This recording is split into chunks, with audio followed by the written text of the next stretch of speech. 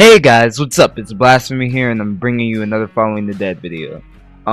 So I promised you on my Twitter and through recent posts that there would be a follow-up video to the previous video that I did. So, let's get right into it. We're going to be talking about The Walking Dead's upcoming DLC, 400 Days. So, here we go. Sources are below as always. Okay, so, recently Game Informer released article talking about 400 days, and 400 days is basically from what this article is telling me.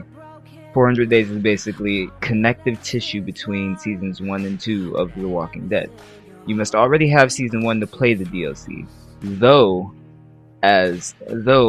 Telltale has said that all you need is to at least have one episode of the Walking Dead game on your hard drive, and you'll be able to download the DLC.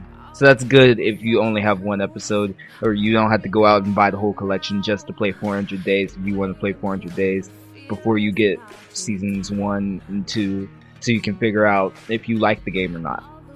I personally recommend playing the whole thing first, but that's just my opinion. The article goes on to say that 400 days will be, what you do in 400 days will impact season 2. The choices you make in the DLC 400 days will have an impact in season 2, just as the choices that you made in season 1 of the Walking Dead game have an impact in 400 days.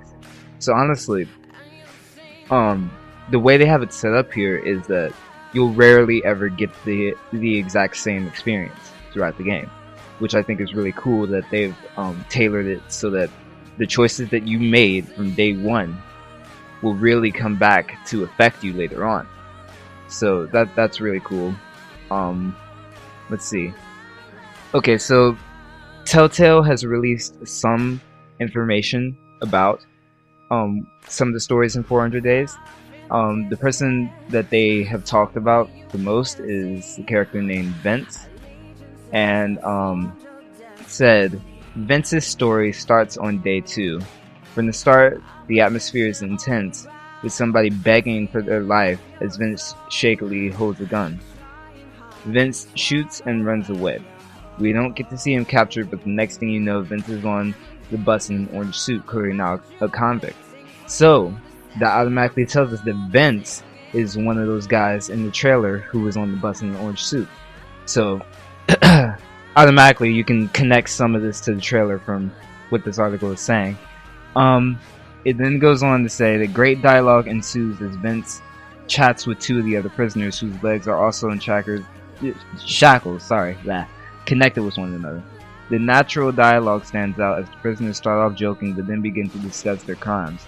Both characters challenge Vince's morality and values, asking him questions about his crime. Depending on how you answer for Vince, the now iconic "Danny noticed that" message comes up in the corner of the screen. You have the options to flat out lie or boast about your circumstances along the way.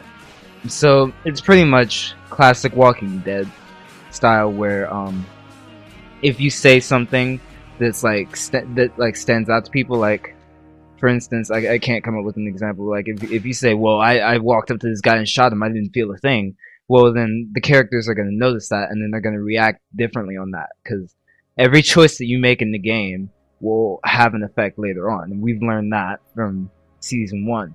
So it's pretty much just going to be classic Walking Dead style. Thank goodness that they're not changing anything. They're keeping the game straight the same way, because I'm glad they're doing that, because they know what makes the game great, and they know that changing it is a bad idea, unlike most developers.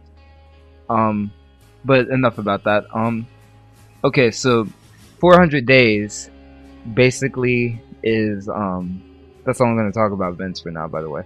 But 400 Days is basically a story where it follows 5 characters, as it said in the trailer, 5 different stories, and they're all during different days of the apocalypse, and they're all generally the same area. So, with that being the case, it says in the article that at one point you could go. There's a diner or something, and at one point you could go there on one day as one character, and the diner looks completely fine and everything is normal place. And then the next and then like in a different story on a different day, you can come back there. The diner's all boarded up, and you can tell that it's been created for survival mode. So the area will change due to what day, and what one character will do in an earlier day will affect what another character will end up doing in the later day. The environment changes per day per what the character does in that day. So that's something really cool. Okay, so on to the last bit of news. Okay. For now, Telltale said some characters may or may not show up in Season 2 depending on how you play the special episode. So basically what that's saying right there is some characters might have a chance of being in Season 2 of the game. So that will also affect how you play Season 2.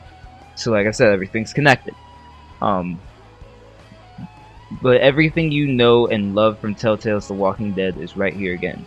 Waiting to toy with your emotions and forcing you to make unattractive choices just to stay alive seems just as unnerving. This early peek proves Telltale knows its fans and what's at the heart of The Walking Dead. So that's not really important. Now for the price. The DLC releases in July for $4.99, $5 pretty much. However, those planning on picking up the Vita bundle will have to wait until August. So that's a little disappointing for those of you who were planning on getting the game on the Vita. But you know, at least the game releases in July for most everyone else. So like a lot of people are gonna have a chance to play the game, which is really good. I'm glad that they allowed people to have that chance. But now let's get into some analysis and speculation. Everything I say from this point on is not confirmed. So we're gonna look at the screenshots that Telltale has released for 400 days, and this first one, we don't know who, at least I don't know who this character is, and he appears to be driving frantically in the car. He looks scared. He has tattoos, so that might tell us something about his backstory later on in the game. If you look out in the windows, if you look out of the windows, you can see trees and everything. He might be near a forest, or it could be at night in that one area in the trailer where Russell was walking. And the reason I know his name is because he was wearing a red backpack and it said Russell. And if you remember, there's a car driving on that part. So I don't know. It looks like it could be evening to night. I doubt it's afternoon or morning. So yeah, and the way this guy's driving, looks like he's either trying to get away from someone or something, or he's in a hurry to get somewhere. So that's what we can gather from that picture. Now on to this next one. Shows a lady who is hiding out in a field behind a, I'm gonna guess that's a tractor. It's and she's hiding out behind the tractor tire with either that's a pole or a baseball bat or something.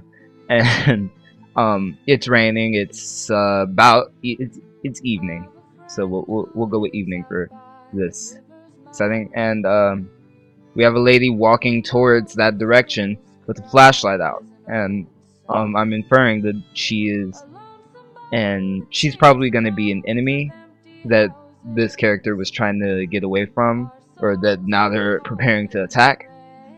So I'm guessing this is one of the 5 perspectives you'll play as also. And you know, it looks like pretty straightforward. They're in the field and everything. Honestly, what I'm getting from this whole kind of field thing, it's reminding me of episode 2 of season 1 when they're on the dairy farm. Who knows, maybe they could have came back and inhabited that dairy farm, like other people are there. I mean, because they, like, it depends on if you chose to kill the people there, but you know, you gotta think eventually they'd run out of supplies and die off, or maybe the bandits got them. You never know what happened to those guys. So this could be the dairy farm, it could not be. I don't know, but we know it's in a field or something, and they're trying to get away from this person, which looks like a woman. So yeah, on to the next one. The next one is probably, Vince is probably in here somewhere, and he is with his prison inmates as they're on the bus and walkers are coming at them.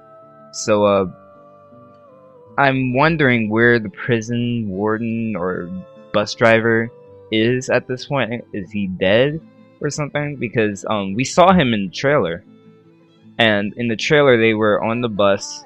They looked out of the window, and then it had a close-up on the bus driver dude. So we don't know who this guy is. We know who he is, kind of, but we don't know, like, is he dead? Is he alive? Did he run? Did he leave them? Did he get bit or something? Are they protecting him? We have no idea what's going on. So yeah, it's pretty interesting. Also, back to Vince for a little bit in his backstory. He kills somebody, and he's starting to get hauled off to jail. Who does that remind you of? You know, the beginning of the story starting off with somebody going to jail. So, you know, this could end up being connected to Lee's story, or in some kind of way.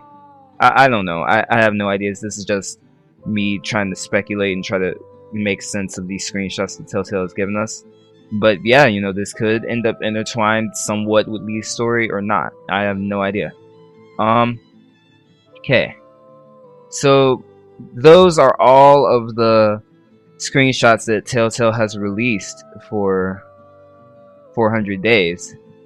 So that's all we pretty much have to go on so far for it.